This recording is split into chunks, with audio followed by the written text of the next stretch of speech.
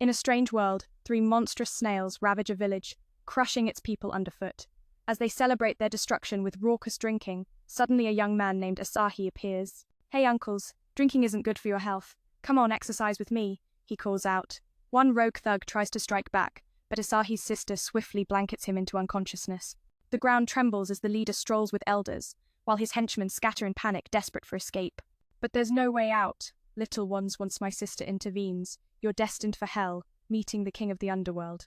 Flashback to our hero Asahi, a man who chooses justice over kinship. One day, he saves a girl from an oncoming car, sacrificing himself in the process's soul torn away to another realm. This new world mirrors a video game's universe, filling Asahi with wonder and excitement. He shouts repeatedly, making everyone think he fell from the heavenswell. In a way, he did. With years of gaming prowess, Asahi heads straight to a pawn shop, sells his phone, and gears up in a cool outfit, ready for adventure. After some dizzy sword practice, he joins the Adventurers Guild for his very first quest.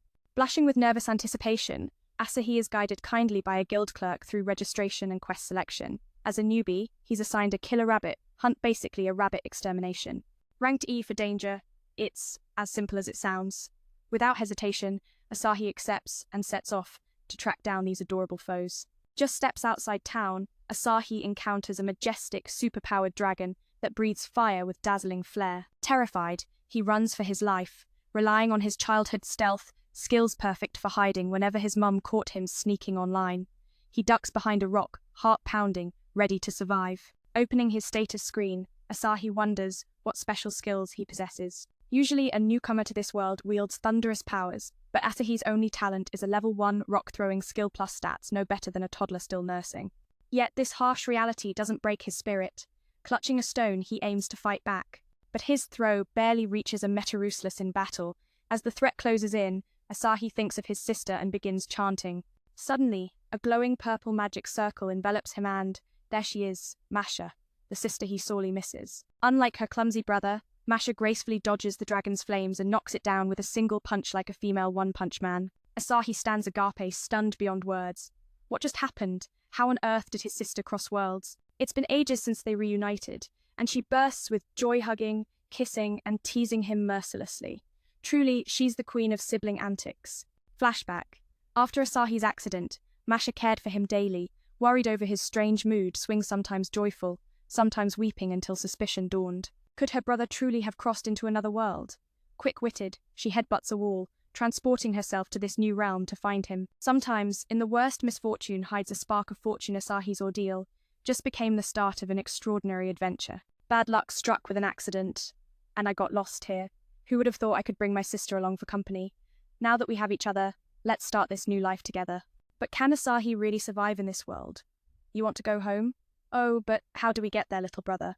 I only know the way following you. I have no clue where home is. Are we supposed to just smash our heads on trees and pass out? Well, guess we have no choice but to see this as life, giving us a new path to build a fresh life in this strange world. Back in the present, after dealing with those goblins, Mara was overwhelmed with sorrow. We thought she grieved over the villagers' massacre, but Noit was those goblins who dared call Asahi a brat and insulted her little brother like that. Such disrespect deserved a swift end. Suddenly, Mara noticed a scratch on Asahi's cheek and gently licked it, as if to heal him. At that moment, the surviving villagers returned, and a little girl pointed at Asahi, heralding him as the hero who saved the village. The whole town erupted in cheers, praising Asahi as a mighty champion and rushing forward to thank him. The next day, Asahi's rank in the Adventurers Guild soared from rabbit rank to goblin rank. And of course, rank up meant a reward. The official handed Asahi a goblin badgia symbol to identify his rank. He was warned never to sell or give it away. Another crucial point: if Asahi faked strength when he was really weak, he'd be executed instantly. Hearing this, a cold breeze seemed to run down Asahi's neck. So, he quickly asked his sister to help hide his true power.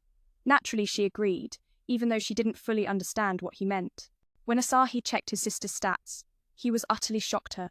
Power flooded the screen like a tidal wave. He groaned in pain and collapsed, crying out, "Why isn't that me?" He asked her to keep his stats a secret just between the two of them. "Got it," she said. "But since I've been showing you my stats all this time, you better let me fondle your banana." Suddenly, the street noise caught their attention. The townsfolk were holding a parade, celebrating the dragon rank adventurers heading off to slay the Demon King. Asahi admired the cool and commanding Shifri leading the charge, dreaming of the day he'd level up like him. Suddenly, a troublemaker named Deli, a goblin-ranked thug, started cursing and wrecking shops. No one dared confront him. Then, an old lady shouted, "Hey, there's a goblin-ranked adventurer here too." All eyes turned to Asahi as they chanted his name. Cornered, Asahi had no choice but to teach Deli a lesson. Deli was fearless, insulting Asahi right to his face, which almost made Asahi's fiery sister leap at him. Asahi cooled her down with some cold water, reminding her of their plan. Then, he unleashed a stylish strike that tore the earth beneath Deli's feet. Witnessing Asahi's overwhelming power, Deli soiled himself in fear and fled home, hiding under his mother's skirt. The crowd roared Asahi's name while he silently begged, "Thank God for my sister, without her, I'd be toast." On the way, Mara playfully patted her brother's shoulder, teasing him so much he ran away in fright, but he couldn't escape her grasp. The next day, Asahi and his beloved sister went hunting for some slim monster's meat. While Asahi danced and dodged to defeat one, his sister just blew on the others and turned them to dust. Who's the real star here? Meanwhile, in Demonland, Shifri and his comrades were knocked out cold by a single hit from the Demon King's minions. So frustrating, everyone's down before I even have time to yawn. On the way home, Mara caught a cold and sneezed. Ever the gentleman, Asahi gave her his jacket, and she hugged him joyfully, clutching it in her room like a treasure. Feeling weak and too reliant on his sister, Asahi decided to join the Adventurers Guild to find easier quests and stop being a freeloader. Maya, happily hanging laundry, noticed something odd and rushed to Asahi's room. It was empty, but still warm, meaning he hadn't gone far. Seizing the moment, she jumped on his bed, sniffing the lingering scent of her little brother. The guild handed Asahi challenging missions like teasing monster feelings and stroking dragon eggs. Quick on his feet, Asahi claimed he wanted easy quests to finish early and protect the village. No monster could stop him. He used flimsy excuses to hide his true abilities. Surprisingly, the guild trusted and admired his spirit for the village. They gave him a simple mushroom gathering task. In no time, Asahi collected all the mushrooms. So easy. Why don't more adventurers pick this? But his bliss was short-lived when a wild beast warning popped up. Poor guy's luck just mentioning Cow Cow summoned him immediately. A roaring bear charged at Asahi, chasing him to run for his life. Suddenly, a blast saved him, a whirlwind of fur and a soft thud. Could it be? The peach his sister had?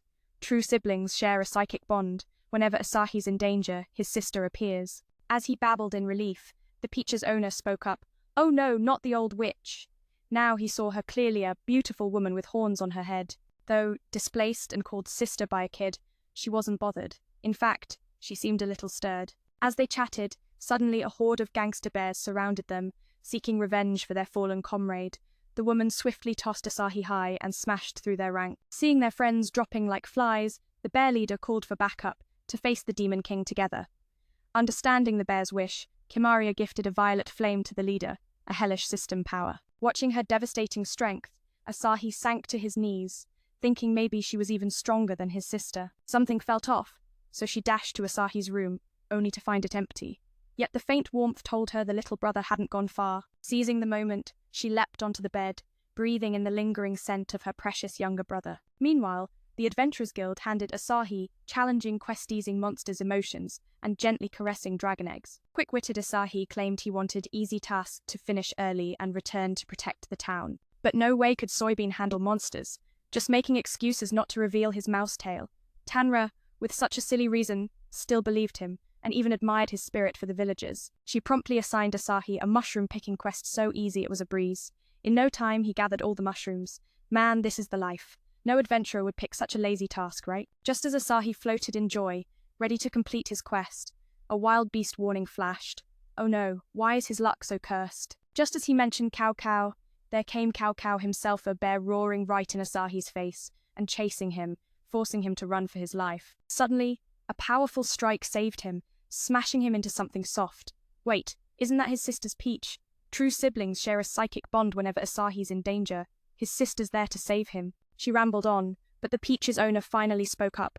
"Oh my, not a scary old witch." Now Asahi got a good look. She was quite beautiful with a pair of horns atop her head. Though her comfort was invaded and she was called sis by a kid, she didn't mind. In fact, she felt a flutter in her heart. As they exchanged words, suddenly a pack of rogue bears surrounded them, seeking revenge for their fallen brother. The girl immediately tossed Asahi high and tore through the bear ranks. Seeing their comrades fall one by one, the bears ran off to meet their fate. Even Kaiso had to step in and fight demons to keep up with her brothers. Understanding the red bear's wish, Kimaria gifted it a purple flame and sent Kaiso off. The hellish system witnessed her overwhelming power, leaving Asahi trembling as she revealed herself as the highest-ranking officer of the Demon King. Despite her immense strength, she never bullied the weak, so Asahi breathed a sigh of relief. But he couldn't relax for long when Kimaria asked about the Dragon Slayer Knight and the Snail Gang. With a single strike, she planned to meet that person for some entertainment. "Oh no, that's him!" Trying to sneak away, Asahi dropped his badge with his name on it. Kimaria picked it up, discovering his identity. Turns out, you can't judge a book by its cover. Asahi had been pretending to be clueless all along, just to mess with her. He tried to explain he was just a clumsy newbie, but Maria wasn't buying it. In the art of escape, running is the best plan. So, one runs while the other leisurely chases, teasing, threatening, and ready to fight. Suddenly, Masa sensed something strange about Asahi. His sister arrived just in time. "Oh wow," she said, her face flushed as she pressed into the peach. She knew exactly how much he liked it. No sooner had the two girls met than they launched into a fierce battle, their power clashing so violently that the shockwave knocked Asahi off the arena. The land itself crumbled beneath the force. By now, Maria understood the full reputation of Note. The script cuts off here, but the narrative implies the epic clash of these powerful sisters leaves a mark not only on Asahi, but on the very earth beneath them. Maria charges at Masa, thinking the Demon Lord's general has the upper hand. But little did she know, she's just been playing nice all along. Masa's counterattack sends Maria crashing down to the ground. In that instant, the demon dragon senses defeat looming. It's a loss she refuses to accept. Summoning every ounce of her will, she unleashes the Hellfire Strike, the ultimate kill, move determined to end Masa once and for all. But Masa's response is a simple whirlwind that knocks Maria flat, conceding defeat. Maria begs for a merciful end, unwilling to live with the shame of losing and facing the shock again. Just as she's about to accept her fate, Asahi steps in to stop her. This is the one who saved him twice. Though a servant of the Demon Lord, she's no villain. With a voice filled with sincerity, Asahi tells her to listen and obey. That moment melts Maria's heart. Watching the two sisters bicker, Magia can't help but smile, already planning to pester this lively pair more in the future. Asahi flees desperately, trying to shake off the pursuing goblins. Realizing he can't outrun them forever, he stops to throw stones. Fortunately, it seems their HP isn't that high. How many stones will it take to finish them off? Asahi dashes forward again. The goblin, now furious, calls upon its entire clan, 18 generations strong, to chase him down. Suddenly, Masa appears, wielding warm flames like a sister's love, burning the horde to ashes. Total cheating. Asahi thinks there's no way she just helped me out of kindness.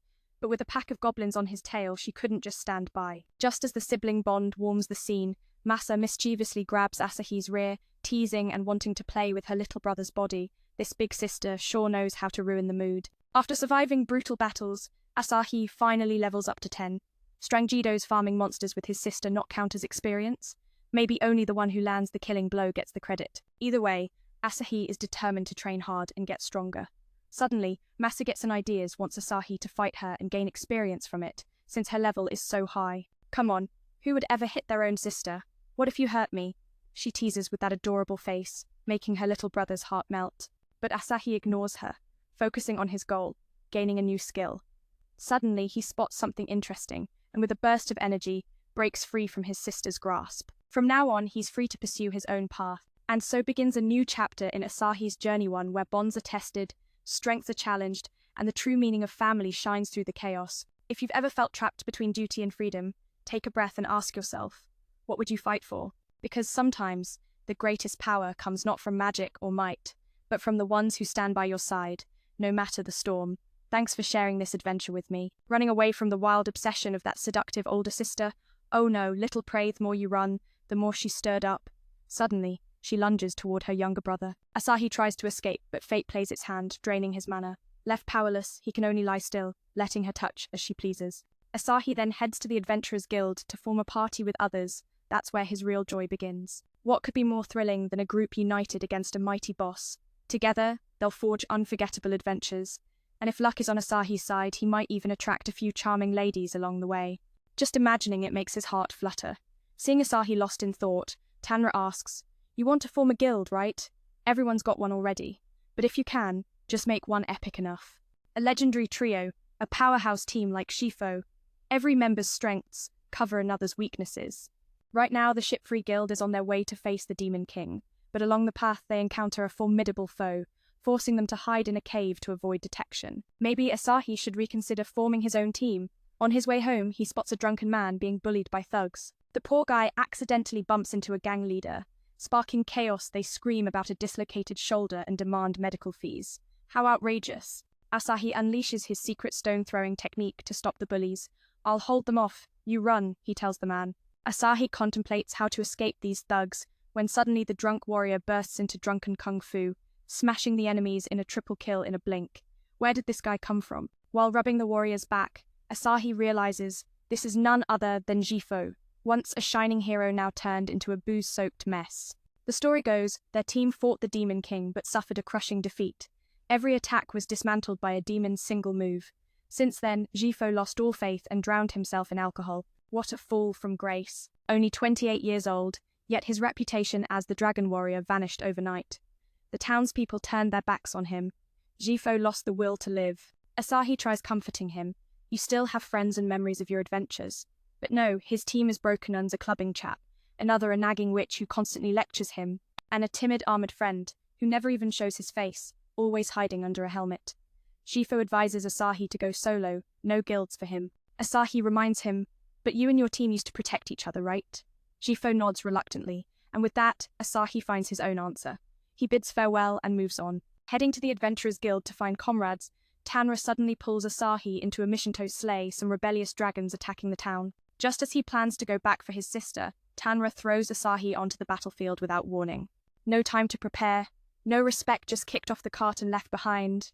Asahi thinks, well, this is it. Suddenly, a massive explosion rocks the area. The Cimmerian dragons descend from the sky and return his badge. As they talk, the dragons approach the forest's edge. Just then, Masa appears, escorting the blue dragons back to the skies. Her arrival excites the Cimmerian, eager to settle scores right here. But Masa couldn't care less. Asahi is the only one that matters to her, everything else is meaningless. Knowing he's been kidnapped by the Cimmerian, Asahi braces to fight Masa, but she snaps, punching magic into his head, giving him a nasty bump. She's done pretending. When Maria pulls Masa back and scolds her, suddenly a dragon swoops down, snatches Asahi and flies high. Seeing her brother taken, the two sisters fight in perfect synchrone, attacks the dragon. The other supports Asahi's rescue. After the battle ends, peace seems restored until Maria captures Asahi again, forcing Masa to fight her. This time Asahi grows wiser and uses escape magic to return to his sister. Through it all, Kimari and Maria's bond deepens, their glances filled with unspoken feelings. Today, Asahi visits the Adventurers Guild seeking a high-paying quest to pay his rent. Knowing his struggles, Tanra gives him a noble's task. The reward? A house of his own, but first, Asahi must exorcise the spirits haunting it. At the mention of ghosts, his courage evaporates. She's only ever seen them in movies, never in real life. Yet, Asahi and Masa quickly head to the haunted house. Many skilled priests have tried and Folletto banish the spirits, so the guild dumps this tough mission on him. The journey stirs memories for Masa of when Asahi once played a horror game, so scary he couldn't even use the bathroom at night. He tries to appear brave, but when a terrifying presence chases him, his protective sister, Sunvoy, senses his fear after 15 years together. "You don't need to pretend," she says, standing by his side. Suddenly something frightening prowls after Asahi, tightening its grip around his sister's neck. But it's just a midnight cat. Even that scares him so much he accidentally pulls Sunvoy's scarf, almost dooming Masa. After a grueling trek, they reach the haunted house, but something blocks Asahi from entering. A voice commands them to leave. This spirit drains the life of anyone daring to enter. "Go ahead, try draining me." Masa steps forward, letting the spirit feed, but it quickly surrenders, overwhelmed by her vast energy. Finally, Masa opens the door to a sprawling house, more than enough space for both of them. Plus, it's far from the city, perfect for Masa to play with her brother. But the older sister can't think seriously for long. The high-ranking priest came, but failed to capture the spirit. Leaving the expedition team clueless, so they dumped this tough mission on Mara. This journey stirred memories of the past when Asahi once braved a horror game and was so terrified, he didn't even dare to use the bathroom at night. He tried to act tough, but as soon as fear struck, Sunday Voith's older sister, who's been by Asahi's side for 15 years, could see right through him. She knew exactly how scared her little brother was.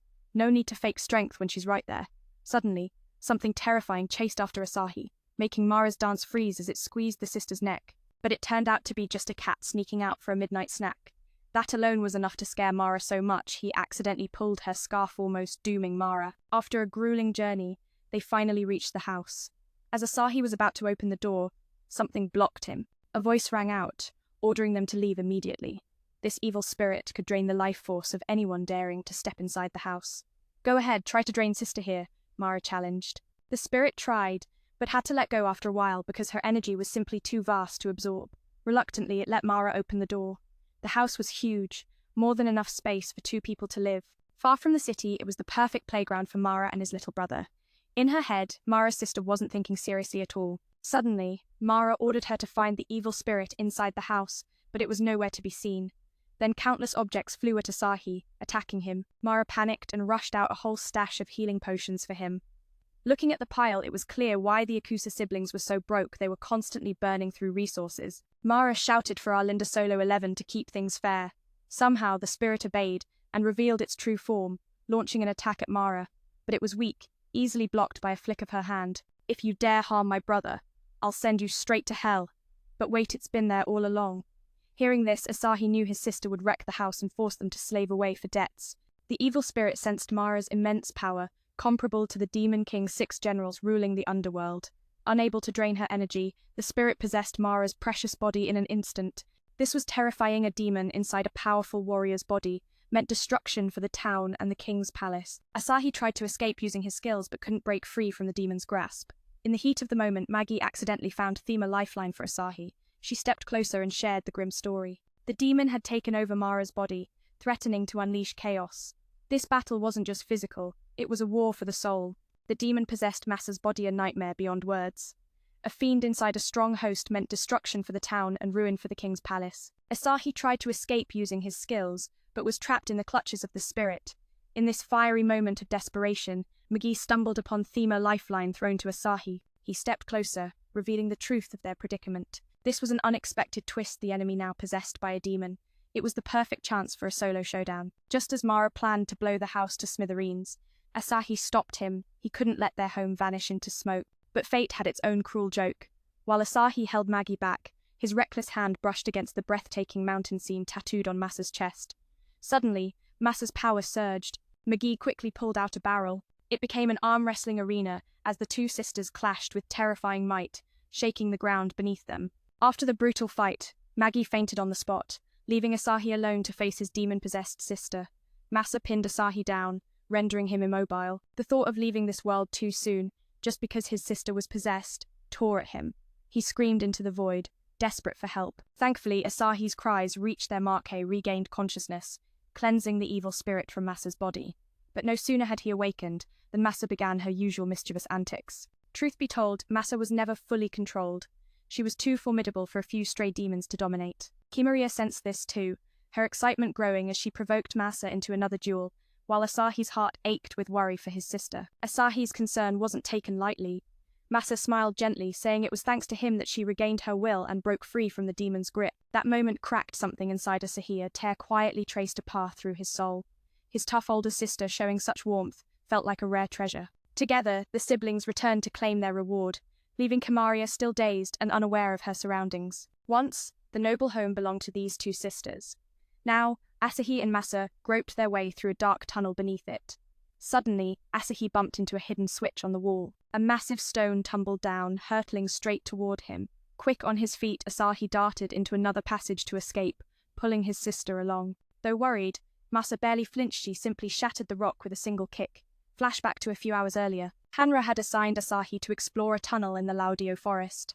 Success meant opening it up for low-level adventurers to brave the dungeon long buried beneath. Natural disasters or battles between 2 titanic warriors had exposed this secret path. Who else but our 2 fierce sisters could venture here? After some sweet talking from Tanra, Asahi accepted the mission, venturing alone, with no Maggie by his side. On the way, Asahi felt the piercing gaze of a wolf stalking him from afar, ready to turn him into prey. But Masa was right there, eyes blazing with a hunger that made the wolf recoil in fear. The beast hesitated, caught between terror and survival instinct. Hurry up before they drag you off! Asahi arrived at the dungeon, feeling cheerful since no monsters were around. But then, Big Sister suddenly appeared. Talk about bad timing. Just when he thought he had escaped, he got caught again. Inside, Masa asked his little brother if he was still scared of ghosts. A few weak spirits? Asahi's got this, no sweat. But deep down, the moment his sister put on that demon mask to scare him, his true fear showed through. The dungeon is where countless gamers' hearts have received a labyrinth of twisting paths and deadly traps designed to stop all challengers. Asahi's eyes sparkled with excitement, experiencing a maze for the first time. After explaining the dungeon's layout, he grew bolder, and started teaching his sister how to move and survive. Place your left hand on the wall, keep walking, you'll reach the end. Suddenly, an arrow whizzed straight toward Asahi, but with his elite bodyguard by his side, what was there to fear? Yet, somehow, Asahi's clumsy hand triggered a trap almost skewering him like a porcupine. Without a divine intervention, his sister's fate would have been sealed. Watch out, the duo pressed onward. Suddenly, heavy footsteps thundered. It was the Legion of Light Knights. One blast from them and everything would have gone up in flames. Luckily, his little brother stopped them just in time. If the sister couldn't act, it was time for Asahi to step up. Grabbing a rock, he hurled it at the skeletons. When life gives you stones, the Bone Legion becomes your quarry. Seeing his brother struggle, Masa unleashed a deadly dance, spinning and shattering the skeletons into dust. Finally, the two reached the maze's deepest chamber, but no monsters lurked there. Instead, 3 bear cubs emerged from the throne, playing innocently. Perhaps they were the offspring of the Red Bear Kaiser defeated days ago. Asahi couldn't bear to disturb such adorable creatures. But if adventurers found the cubs, they'd be hunted immediately. So Asahi decided to forbid any further exploration of this dungeon. On the way back, Masa flirted shamelessly with his little brother, who responded with pure disgust. Seeing this, the sister slipped away to cook delicious meals, comforting him, leaving the little brother alone to fend off wild wolves. Whether he'd make it home for dinner or become a wolf's feast was anyone's guess. Thanks to his escape skills, Asahi narrowly broke through the wolf pack and reached town safely. On his way back, he met a beautiful woman who offered to show him the way. He immediately took a step back, sensing something off about her aura. What the heck is she? The eerie energy from the woman made Asahi nervous. Drawing his sword, he prepared to fight. Suddenly, she burst into laughter, teasing, "Not bad for a newbie. Thought you were weak." Revealing herself as Kimagia, she used mind control magic to appear as a normal civilian. Since meeting the Yusa sisters, 3 demon generals had been curious about humans and asked Asahi to guide them around town. Is this treason? Whatever. Heroes must face beauties. Let's go. Maria, the current demon queen, explored every corner of the city like a child, bombarding Asahi with endless questions. Eventually, they stopped atop the bell tower to admire the view. Seeing how humans worked tirelessly yet remained fragile, Maria asked if Asahi wanted to join the demon team. "No way. I've got an amazing sister waiting at home." Despite sometimes disliking how close the demons got, Asahi couldn't abandon his family. Back at the Adventurers Guild, Asahi reported that the dungeon couldn't be explored any further. While he spoke, Maria cheekily pressed her chest against him. Hearing this, Tana exploded in frustration, slammed her purse down, and stormed inside. "Usually so sweet, why so grumpy today? Probably likes you." Asahi pushed Maria away. "It took me ages to win over Tana now. You've ruined it all." Seeing Asahi upset, Maria offered to go drinking to cheer him up, but she ended up downing every glass herself. No one would guess Asahi was the one feeling blue. When Maria finally left, the bar owner stopped her, demanding payment. Not understanding money, she stubbornly refused, so Asahi had to cough up his entire reward to cover the bill. Inviting someone out ended up being a free meal for her. On his way home, Asahi unexpectedly encountered a free delivery guy and noticed a nearby zoo. The boy already had a girlfriend, and when he almost reached out to hold her hand, Asahi shivered and pulled back. He sensed she wasn't ordinary. But after confirming Ki was just a country girl, he pushed the thought aside. The two headed home for round 2 of drinking. Outside, while Magia and Asahi played Kamara, Maria boldly claimed to be Masa's girlfriend only, to be met with a broom swipe. Even a fly would be hard-pressed to fool Masa. He invited Asahi to try his cooking, but when Magia sneaked in to join, Maria swiftly kicked her out. Not one to back down, Maria threw a tantrum to stay and finally got to eat with the siblings. As soon as she bit into a meatball, the demon dragon's clothes vanished. Amazed, she praised the demon's cooking. Ki Magia decided to linger a few more meals to better understand human cuisine. Smart move! Meanwhile, Asahi fought a wolf pup alone. One swift sword strike and it was down. Suddenly, the pup's parents appeared. Seeing their child so small, Asahi prepared to bolt, but Masa's stern glare sent the wolf mother off to reunite with her cub. One trains hard with no power gains, the other sips and knocks enemies out cold. Life's unfair. Suddenly, the demon noticed Asahi injured and quickly treated his wounds. "Mum, it's just a scratch.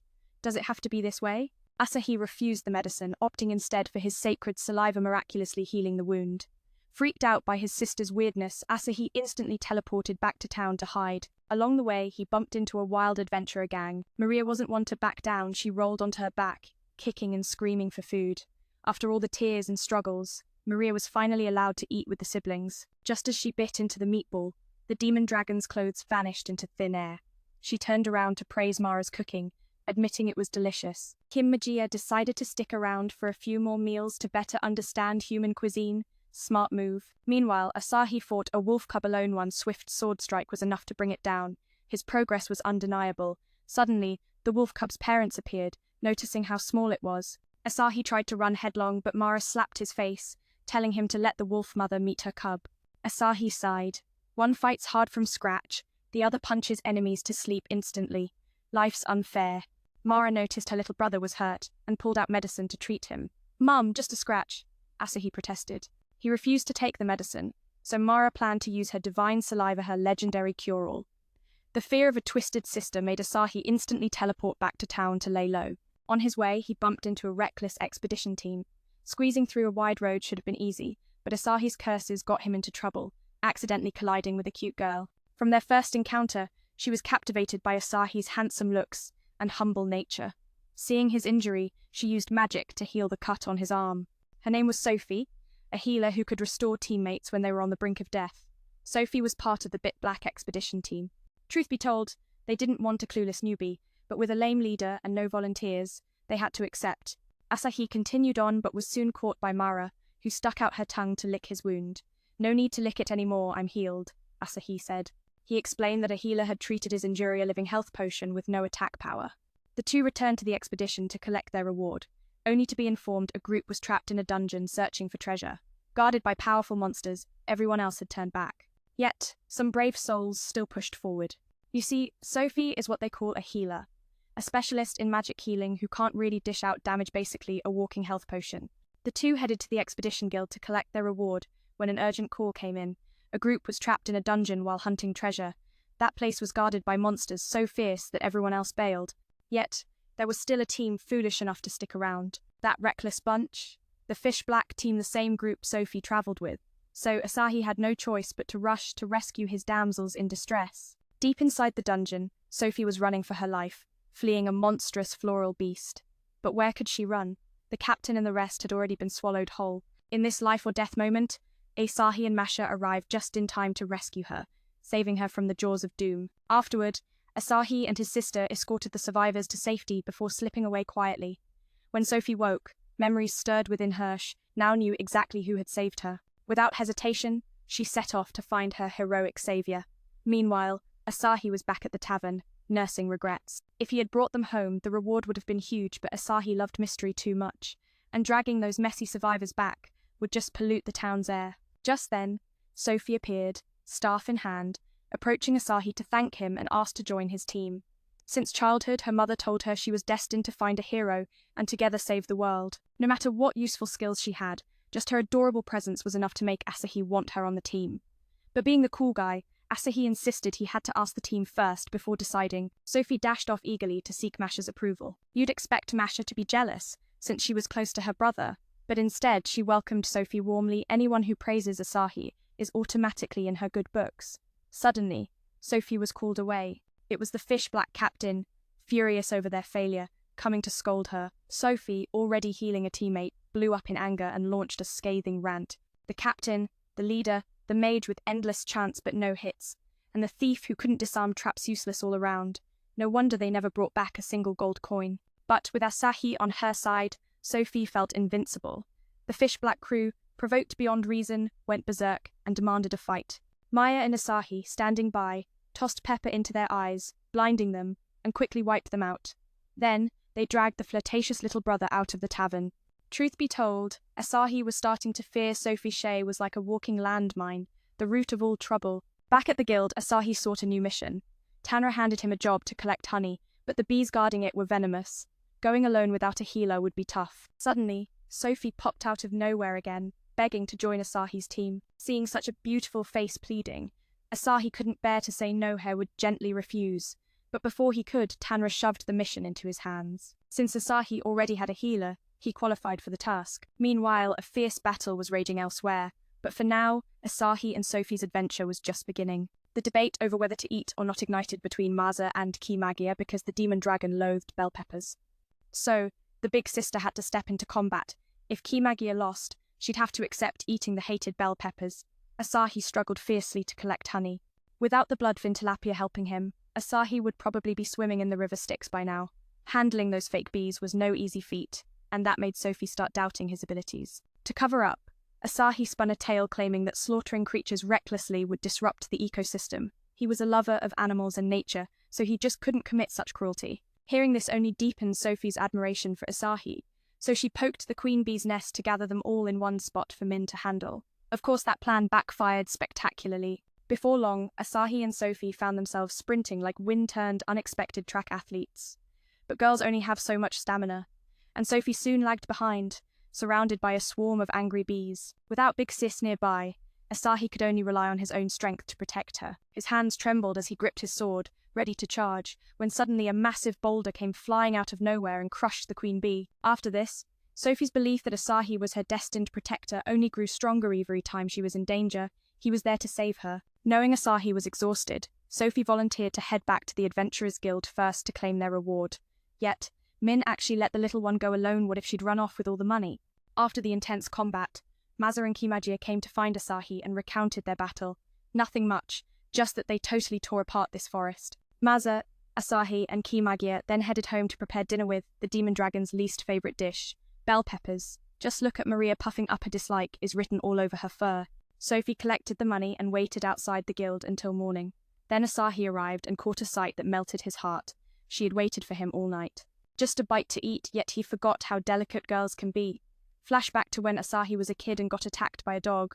Maza bravely stood in front to protect him. Luckily, the dog was only playful and left when called by its owner. Covered in dirt, Maza turned to check if her little brother was okay, but Asahi just burst into tears, overwhelmed by his inability to protect her. Back to the present, the Demon King's minions were attacking a remote village. Adventurers fought desperately to let the weak villagers escape. The army's leader, Stello, was claiming dominion but got sent straight to hell after a fiery blast. Seeing their general wiped out with one strike, the soldiers scattered like headless snakes, leaving only the terrified limp survivors behind. "All right then," Asahi said, ready to turn the remaining soldiers to gold and send them to the other world. The nimble troops suddenly broke into Blackpink's "How You Like That" dance, scrambling Asahi's mind. He shouted for Oma, calling out to his sister, "What's with all this affection?" Maza's feelings had finally been returned, and in his excitement, he accidentally shoved his younger brother back to normal. Seeing Asahi return to his usual self, Maza cried out in pain, "Where's my pure, innocent little brother? That version doesn't exist in this world anymore. Only love remains." Remembering this, Asahi realized the dance moves from those monsters were messing with his head. His eyes lit up, and he forced them to keep dancing, threatening no mercy otherwise. From that moment on, the monsters were forced into grueling labor, dancing from night till dawn to satisfy the elder sister's whims. While lost in reverie, Asahi imagined turning Maza into his bride, which sent her into a frenzy, comparing her excitement to a pangolin on a sugar rush. Just then, a monster named Bozodes appeared, crashing Maza's dream wedding. Couldn't choose a worse time. Maza was finally happy with her angelic Asahi. The demon mage told him to hide while she fought, but Asahi refused, standing firm to protect his sister. Noticing his trembling legs, the enemy mocked him. Instantly, Asahi grabbed a rock and flung it at Stello. Though his throw missed, Maza blocked the incoming punch. "No one bullies my little brother except me," she declared, then swiftly took down another foe. Turning back to Asahi, she found him crying again. Feeling utterly useless from the dog attack on Earth, to know he still couldn't protect his sister. Seeing her brother so downcast, Maza comforted him. "You're wonderful for always helping others. How could you be useless?" Those words rekindled his spirit, and he vowed to grow stronger to protect the sister he cherished. Suddenly a meteor struck Asahi's head, knocking him unconscious. Knowing her brother would return to his old self, Maza ordered the monsters to dance again. But the earlier attack had been so powerful it blew them all away. No matter how strong, even Maza had her limits. Yet, thinking of the angelic version of her brother, her eyes blazed as she began the coconut worm dancer performance so intense it nearly made Asahi puke. Seeing her tear up and call herself useless, Asahi stepped forward, gently rubbing her head. "You're the one I can trust and lean on. Please don't blame yourself." The monsters forced them to keep jumping. No way would the sister show mercy. Those poor creatures had to dance from night till dawn, serving the whims of Mara's little brother's older sister. While lost in thought, Asahi imagined turning Mara into his bride, making her ecstatic like a pangolin.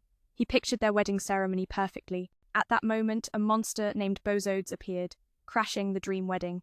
Of all times, Mara chose this moment while happily enjoying time with angelic Asahi. "You're done for," the demon spirit warned. It told Asahi to hide while it fought, but he refused, standing to protect his sister. Seeing Asahi's trembling legs, the demon mocked him. Instantly, Asahi grabbed a rock and threw it at Bozodes but missed completely. What kind of protection is that? Mara scoffed.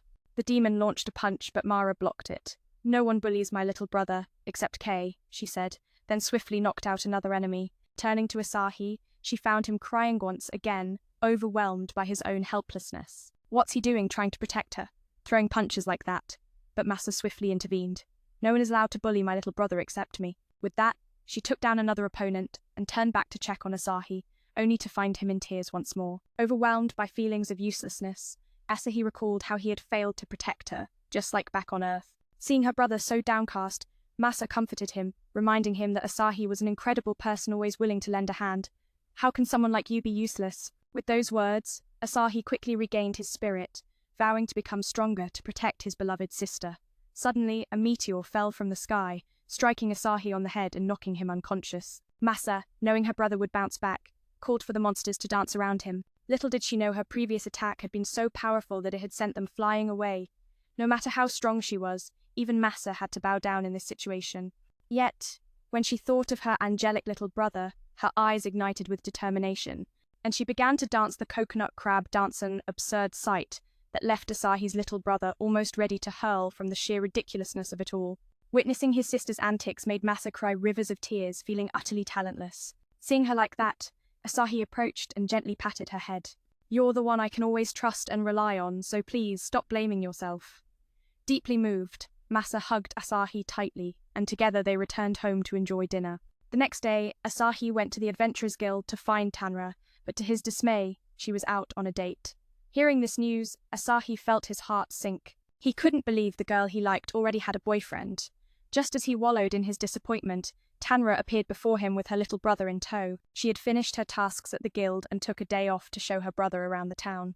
The boy, named Roy, seemed shy and introverted, a stark contrast to Tanra's extroverted nature. Despite his introversion, Roy had a passion for listening to adventurous tales. Hey kid, you got the wrong guy. He can't do much always hiding behind his sister's skirt, Tanra teased. The siblings wanted to explore the town and came to the guild looking for a guide. Luckily, they ran into Asahi and asked him to escort them. Imagining Tanra and Roy's discovery of their own uselessness made Asahi nervous, wanting to flee, but Roy's innocent charm stirred something in him, and he agreed to help. Just when the three of them were peacefully riding in a carriage, a sudden attack Kamiya blue dragon swooped down. The driver and the three-legged horse bolted away, leaving Asahi and the siblings alone to face the beast. Asahi was about to escape when he caught the hopeful, trusting gaze of Tanra and Roy, silently urging him to fight. With a deep breath, Asahi drew his sword, ready to face the nightmare. Though his power was supposedly tenfold, his sword barely grazed the dragon, only scratching its scales. Just as the dragon prepared a devastating blow to turn them all into ash, Asahi quickly tossed a stone to choke it. But the dragon wasn't fooled. It crushed the stone in its jaws and lunged to finish him off. Suddenly, a brilliant light burst forth, causing the dragon to explode in a dazzling blaze. Is that it? That was easy, Asahi thought. Watching this fierce battle, Roy's admiration for Asahi grew, but then sadness crept over the boy's face. He doubted he could ever be strong enough like Asahi to protect his sister. Asahi gently patted his head, confessing, I was once a crybaby who clung to my sister too, but with effort and training. Another day passed, and Asahi leaned on his sister's power and new magia skills to complete his quest. He leveled up to 20, and unlocked a skill named Light Magic. Just as he learned this new ability, a wild bull broke free and charged, forcing Asahi to test his skill immediately.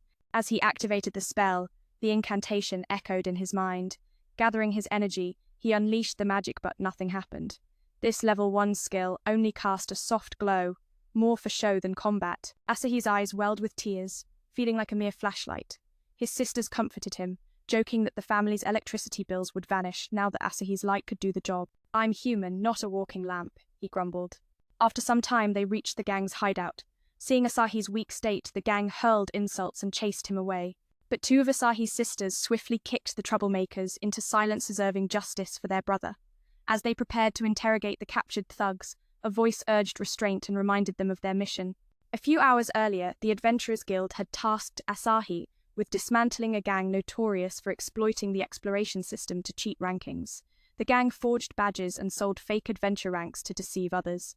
Just then, the gang's boss, Blue, appeared to block their way. He struck fiercely at the girl, but her sword intercepted, halting his rampage. With a mighty swing of her greatsword, she sent him into unconsciousness. Witnessing her one-hit takedown, the low-level thugs fled in panic. This was Gloria, the gang's owner, and a noble member of the house team. Gloria was the one who hired adventurers to bring down criminal gangs. Curious about their rivals, she learned Asahi was also hunting these gangs and leveling up faster than she expected.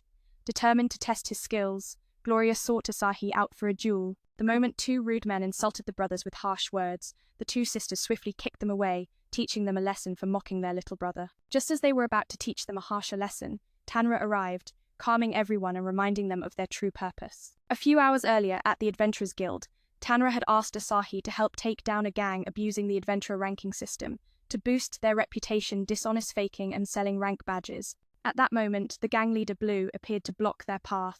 He struck a powerful blow, but Asahi's sword intercepted it, stopping him in his tracks. A fierce girl wielding a massive blade then delivered a single strike that knocked Blue out cold. Seeing her defeat the boss with one hit, the weaker gang members scattered like frightened shrimp. This was Gloria, the gang's leader, and a noble member of the house team, the very guild that had hired adventurers like Asahi to eliminate these gangs. Gloria questioned Blue about others who were taking down rival gangs, and soon learned Asahi was also involved, climbing the ranks faster than she was. Determined to test his skills and see if the rumors about him were true, Gloria decided to challenge Asahi to a duel. The next day, Asher was warmly welcomed by the villagers of Theet, who celebrated him as their hero for driving away the off-demons. Everyone expected a feast of rare delicacies in his honor. But Asahi's heart was uneasy. After all, it should have been Masa, Sitting Here, the true champion who defeated the slugs and restored peace to the village. This uneasy feeling gnawed at Asahi. Just before the enemy suddenly advanced, the slugs marched toward the small village, and it seemed like all hope was lost. Asahi faced the red demon wearing shorts of foe far beyond his strength. Helpless, he could only watch villagers fall one by one. Suddenly, his maiden master appeared, striking back fiercely, forcing the slugs to flee in shame. Gloria wanted to check on Asahi, but held back, worried about the villagers' safety. Just one slash from her blade could have ended the red demon's reign, as before. Gloria saw through Asahi's act. Instantly his awkward movements betrayed his inexperience. Suddenly, a surge of powerful magic exploded, cracking the earth beneath them. Gloria was startled by this overwhelming force and prepared for what was to come. Hide it? No way, I'm freaking out, not knowing what's happening. Suddenly, something white flashed beneath Gloria's skirt, revealing itself to Asahi's eyes. She turned furious and challenged him to a duel. At the arena, before the battle, Asahi was genuinely Angziashi's opponent, was a golem-class fighter, just 2 ranks below the elite. Yet beside him, his sister whispered encouragement. If you're in danger, I'll help you from the shadows. Don't worry. Asahi knew he couldn't rely on her forever. With crowds watching, cheating was impossible. Glorida believed her brother was steadily improving, placing immense trust in him. If it gets tough, I'll take care of it, she promised. The legendary solo match began, tens of thousands cheering for both fighters. Glorida taunted Asahi, pointing her sword like a dare. If you don't fight seriously, I'll shatter you. But Asahi stood unshaken, replying, Bring it on, I have my sister's backup. In the spectator section for family, Masa, Kimaria, and Kon gathered in full force. The battle raged as Glorida relentlessly attacked, forcing Asahi to dodge and weave around the arena. Seeing him in danger, Kimaria ready to assist. But Kon, ready to assassinate the red demon, was stopped by a chilling aura from Kimaria that warned her off. Kon dared not act recklessly. Nearby, Masa calmed Kimaria down, believing in Asahi's strength to overcome this trial and defeat Glorida. On the battlefield, Asahi spotted Glorida's weakness. She was wary of the move Masa nearly used to land a fatal blow last time. Overcoming her fear, Glorida launched a decisive strike. Asahi suddenly blinded her with a flash of light, winning before her blade could land. Glorida was stunned. Might doesn't always require finishing moves, she mused. A true man doesn't strike a woman. Her words sealed her fate, unwittingly signing up to Asahi's growing legend. Early next morning, Maria was already drunk and forgetting their mission for the day. Maya forced her to stay home, taking charge so she and Asahi could set out on their entrusted quest.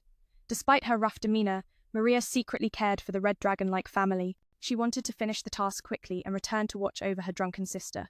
Today's mission? To find a golden flower. Suddenly, a sweet, carefree voice echoed nearby. It was Sophie.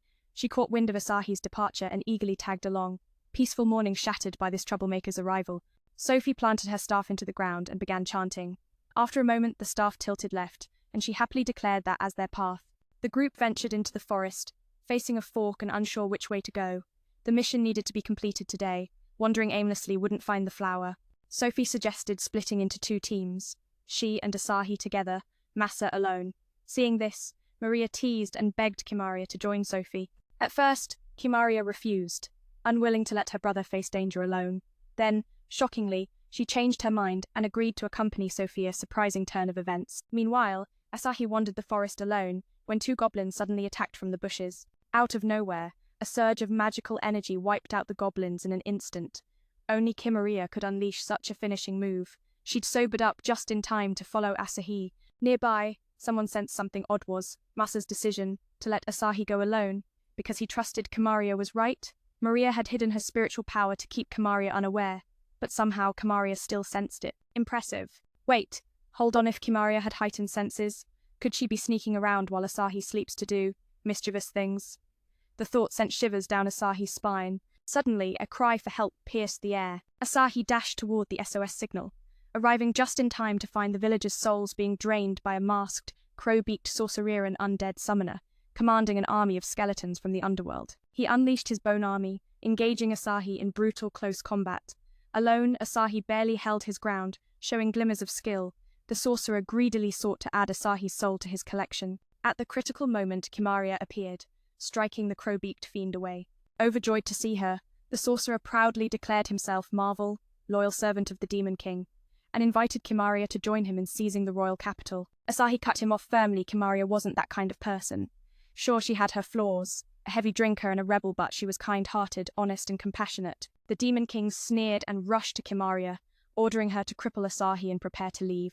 Kimariya's fury exploded. "Shut your filthy mouth," she roared, striking Marvel down and sending him to the heavens. How on earth did the big boss still detect it? Asahi wondered in disbelief. Then a chilling thought struck him. What if Mada's heightened senses let her sneak into his room at night to do who knows what? The very idea sent shivers down his spine. Just then, Asahi heard a desperate cry for help and rushed toward the source of the SOS. When Asahi arrived, he found the villagers' souls drained by a masked, crow-faced sorcerer, a necromancer who could summon and control spirits from the underworld. The sorcerer raised an army of skeletons to engage Asahi in brutal hand-to-hand combat. Alone, Asahi pushed back the horde, showing signs of real skill. The necromancer, eager to add Asahi's soul to his collection, pressed on, but just then, Kimariya appeared, striking the crow-faced foe away. Meeting Kimariya was a blessing for Asahi.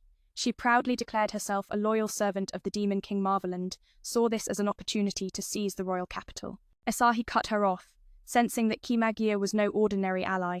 Despite her carefree, reckless attitude, Kimariya was truly kind-hearted, honest, and compassionate. The Demon King mocked Asahi, rushing to demand Kimariya dispose of him.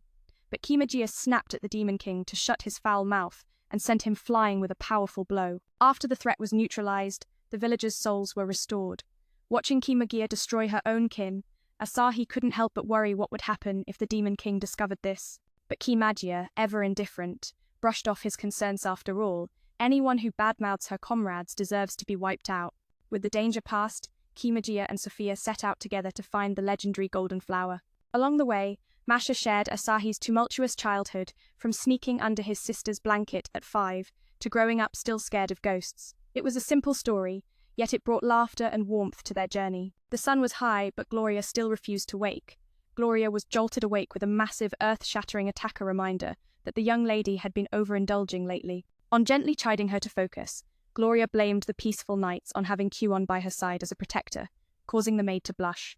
Fully prepared, they set off on a daring raid into an unknown place. The sun had climbed high, but Gloria stubbornly stayed in bed, prompting On to unleash her earthquake strike to wake her up. Lately, the young lady's been letting herself slack off a bit too much, so On gently reminded her to focus on her duties. Gloria defended herself, saying that having On by her side protected her enough to sleep soundly. Blushing, the maid assured that everything was ready now. It was time to set off on a daring raid. After defeating that ghostly fiend, Asahi edged closer to earning the title of Golem, but unexpectedly, the soul-summoning enemy Maria had defeated earlier resurfaced to cause trouble. Asahi's fame soared like a kite in the wind, yet he felt no joy. This illusion of reputation only weighed him down. Suddenly, Gloria stepped into his path, saying their meeting was pure chance. Fate, perhaps? Without needing to read her thoughts, Asahi sensed her embarrassment standing before him. Gloria, unsure what to do, called On over to strategize together, master and servant in quiet council. But then On accidentally blurted out that Gloria had been hoping to see him every day, sparking this awkward encounter. Hearing this, Asahi suspected she was after him because she doubted his rank was genuine. Gloria nodded, affirming his suspicion, and insisted Asahi join her on a mission so she could verify his true strength. Together, They ventured into Bygirl Forest to find vanished adventurers. Gloria's original plan was to scout the forest with Asahi, but somehow they ended up on a mission. On suggested Gloria act cute and vulnerable to awaken Asahi's protective instincts, but every attempt only backfired spectacularly. Even when she couldn't string a proper sentence together, On cheerfully chatted with Asahi, turning Gloria into a mere shadow in the background, a truly unlucky girl. The deeper they went, the darker the forest grew. Asahi switched on his headlamp and spotted the missing adventurers tied up by tree demons.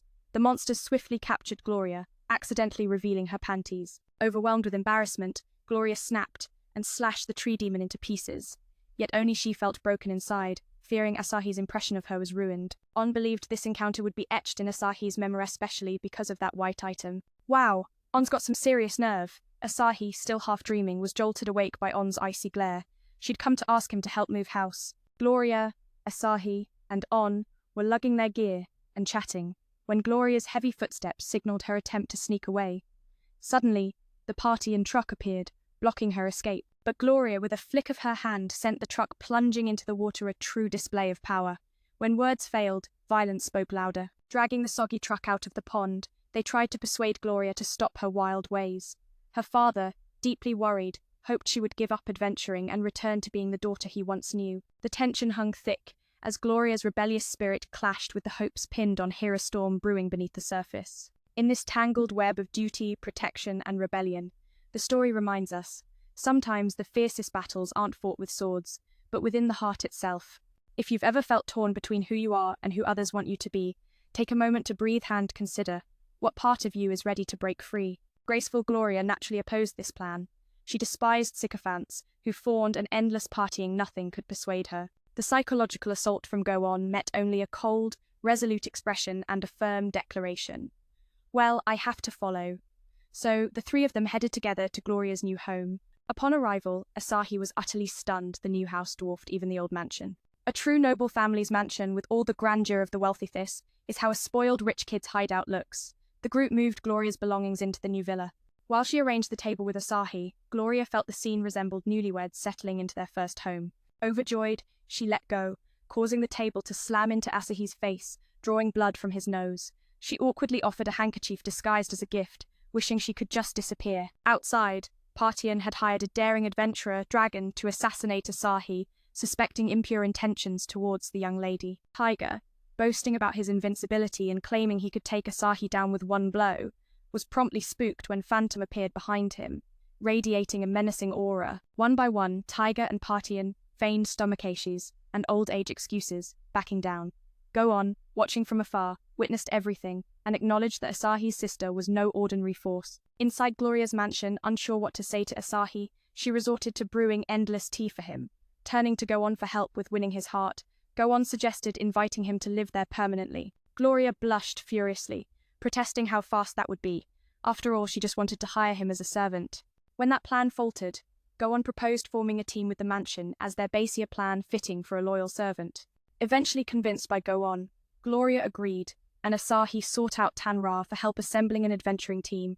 Gloria enthusiastically supported his efforts. If Asahi's team became famous, they could be the new face of adventure, like the famed Three Mungs gang of shippers. Speaking of Tanra, he was ecstatic to meet his idol, but promptly shattered Gloria's image by offering him a donut he just got from some friends. Life's ups and downs, right? A few days ago, Asahi was the town's beloved idol. Now Tanra was just a professional freeloader and drinker. As Asahi and Tanra strolled, discussing their team plans, Sophie suddenly appeared, stepping one foot onto Tanra's temple, proudly showing off her status, bar she'd reached level 27 thanks to her days spent as a wandering healer. Next, Sophie demanded to see Asahi's status, but he suddenly wore a cool, aloof expression, claiming his power was not something to flaunt. Following Asahi's cryptic wisdom, the girls only liked him more. Suddenly, Gloria appeared, witnessing Asahi holding hands with someone else.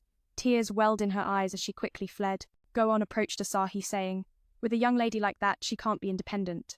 You should seriously consider forming a team and befriending Gloria."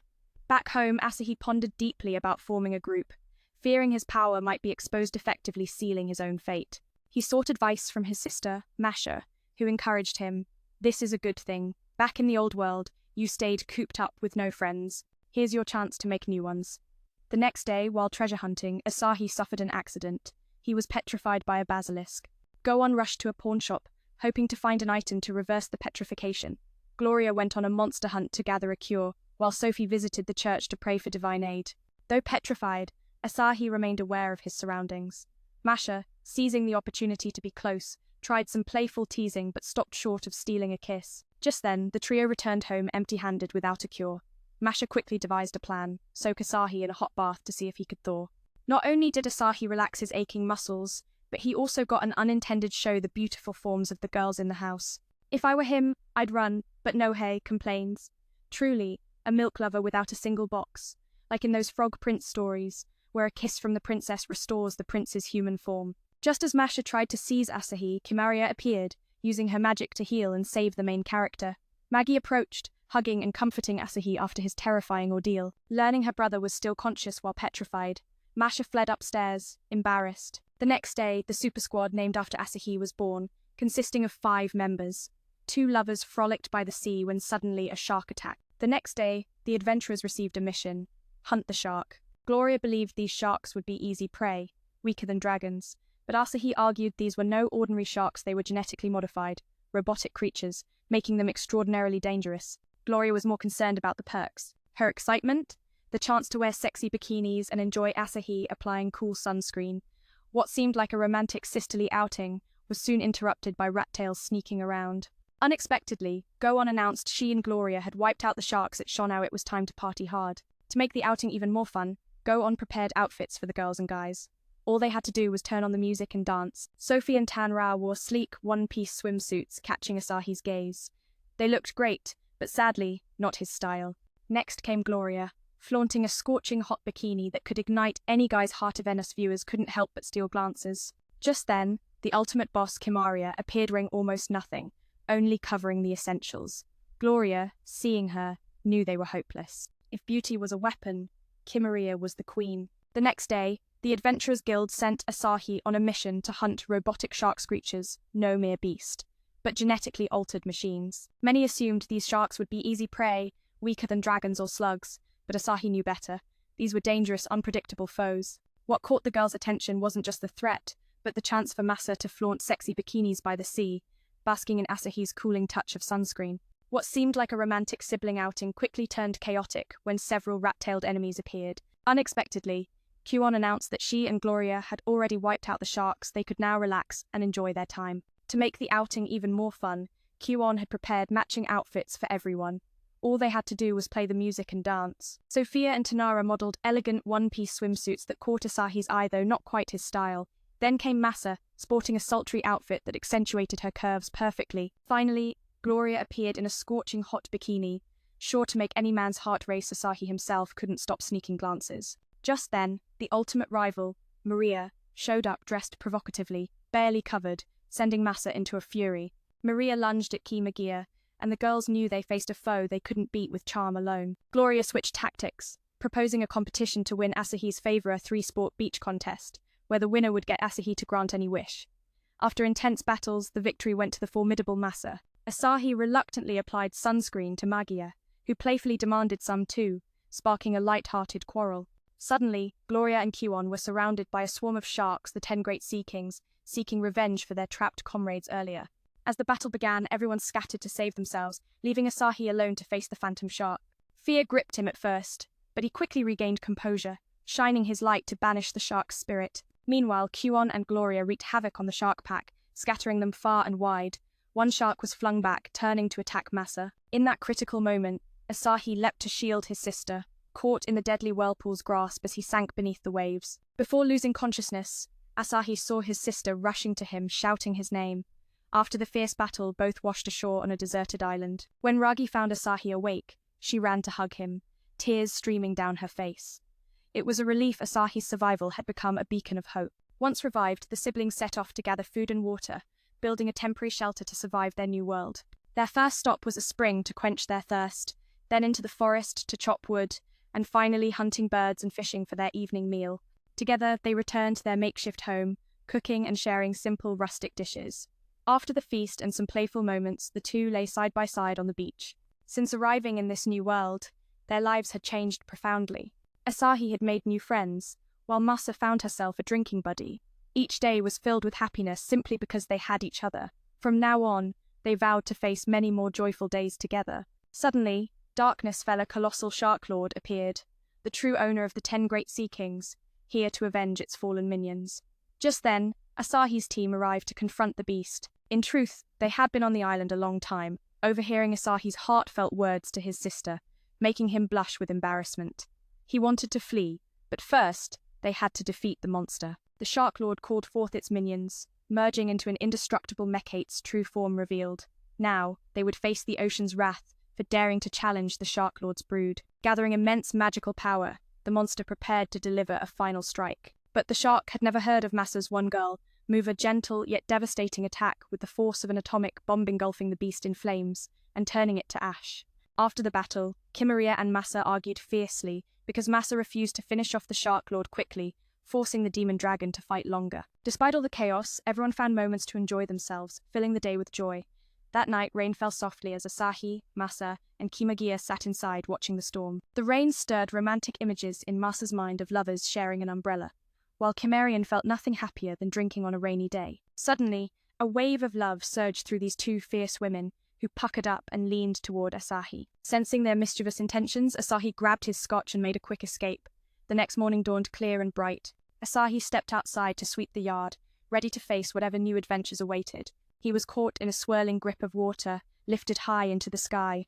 Thankfully, Tungchu conjured the wind to save him, yet darkness clung relentlessly. Then, another wave wrapped around his head, choking him. His brother was on the brink of drowning. Meanwhile, the sisters bickered over who should act first. Seeing no help from them, Asahi vanished in a flash to escape the watery trap. So what exactly was this water that attacked people? It was the Slims, wreaking havoc all over the town. Asahi was heading into town to help when he found Tangier being dragged by Slims. Without hesitation, he pulled her free. Long ago, a similar disaster was caused by the legendary Great Flood Slim, a mythical slim that grows larger when it meets water. That's why overnight it spread to every corner of the town. What's more, Slims don't move without orders. This meant someone was pulling the strings behind this chaos. Upon hearing this, the two sisters rushed off to find the mastermind and give them a piece of their minds. Tanra seemed worried, so Asahi asked what was troubling her. She said Roy had been out playing since morning and hadn't come home, then asked Asahi to help find her. Asahi chased after the two sisters, asking about their plan. Their answer? Just let one leader sweep through the whole town, no need to overthink it. Asahi calmed them down, divided the tasks, then ran off. Tanra and Baihuan were chatting when suddenly a portal opened, and dozens of insect creatures swarmed to attack. Just in time, Team 3 came to the rescue, shooting down the portal. But the insect invasion wasn't over. Another portal opened elsewhere, unleashing an army of orc soldiers invading the town. Meanwhile, Roy was protecting an injured girl when Asahi appeared, escorting 2 children to safety. On their way, they were ambushed by dragon and serpent-shaped Slims. It seemed the 3 were doomed until Deli and Shift-Zay appeared, slicing through the Slims with deadly precision. Everyone thought the Slim threat was over, but they kept multiplying. Concerned for the kids' safety, Shiftfly urged Asahi to take them to the church for healing, where the Hulo were gathered. Meanwhile, Tanra reached the church seeking help, but the gates were locked tight. Undeterred, she and the townsfolk pressed on to find Gloria, hoping for aid. Roy and Asahi raced desperately until finally finding the cathedral. Inside, Asahi recognized a familiar face, Sophia, pouring all her strength into healing the wounded. But the toll was heavy. She collapsed from exhaustion. After a brief rest in Asahi's embrace, she was recharged and resumed her healing work. Suddenly, a young man wailed in despair, abandoned by his team. It was none other than the arrogant team captain, injured and unable to leave town. Sophia approached to care for him, but the captain was ungrateful, even insulting her. Sophia's voice rose sharply, telling him to shut up. A true adventurer doesn't run from the people they protect. After ensuring the children were safe in Sophia's care, Asahi set off to find the Slim core. Tanra reached Gloria's home, but no one greeted them in eerie silence, while Slim monsters closed in. Team MU fought fiercely, protecting the townsfolk. Meanwhile, Masa and Kimarian uncovered the mastermind, a witch controlling the Gucci mansion. At the mansion, the butler allowed the young lady to act as she wished, fearing chaos. The gates opened, and townsfolk streamed inside with hope. Suddenly, a portal burst open, unleashing a beast attacking Tanra. Luckily, Tiga arrived just in time, clawing the creature to shreds. At Gucci's watchtower, furious at betrayal and scorn from Masa, Kimarian gathered energy for a deadly attack. Asahi, en route to the Slim core, met Gloria, who admitted her mistakes. With hawk eyes, Gloria pinpointed the Slim Core's location. After unleashing her ultimate, Gucci was shocked the attack barely fazed Mada. With Magia by her side, furious, she flung Gucci through over 10 watchtowers. Masa, impressed she survived, unleashed her signature icy chain attack. Meanwhile, Asahi arrived at the Slim Core, trying to capture it but failing as the Slim lifted its core high. Quick-witted, Asahi climbed Gloria's sword and urged her to push him up. At the perfect height, Asahi hurled a thunderbolt, shattering the Slim Core. The battle ended, the town returning to its peaceful self. For his heroic role in defeating the Great Flood Slim, Asahi was promoted to Golem rank. That night he threw a celebration for his promotion, but oddly everyone was too busy partying to notice him. Suddenly, the girls awarded Asahi a kiss as a reward, sending him fleeing in fright. Outside he found Masha sitting alone, believing this moment was meant just for him. Asahi refused, crediting her for his growth. Without her, he'd still be weak and powerless. Moved, Masha insisted on kissing him when suddenly Gloria burst in, crying over not being chosen. Asahi was dragged into resolving the drama. "I'm not involved," he protested. Truly, with many admirers comes endless trouble. The next day, the siblings resumed their adventure, with many new wonders awaiting. This journey may have ended, but their story was just beginning.